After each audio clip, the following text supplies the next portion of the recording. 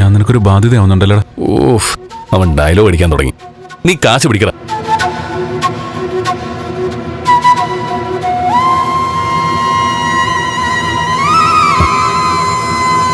ഒരു പരിചയക്കാരനെ ഒപ്പിച്ചത്. സത്യം പറഞ്ഞ എല്ലാരും നല്ല ടൈറ്റാ.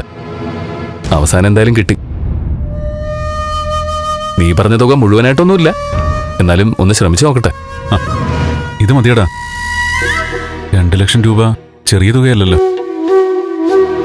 എടാ, ഇതാരാന്ന് മേടിച്ചേ? പലിശയ്ക്കാണോ?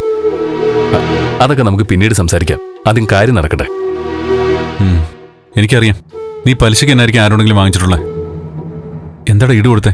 ഈടോ? എന്ത് ഈട്? എടാ, ഒന്ന് അറിയാൻ വേണ്ടി ചോദിക്കുന്നേ ഉള്ളൂ.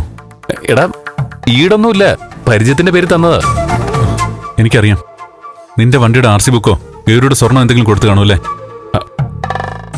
എടാ, എന്റെ വണ്ടിയുടെ RC ബുക്കിനും ഗൗരിയുടെ സ്വർണത്തിനും ഒക്കെ വല്ലവരുടെ അലമാര ഇരുന്നിട്ട് നല്ല ശീലമുണ്ട്. നീ അത് വിട്. എനിക്ക് നിന്നെക്കാളും വലുതല്ല സ്വർണവും വണ്ടിയൊന്നും. എടാ നന്ദമോനെ വാ.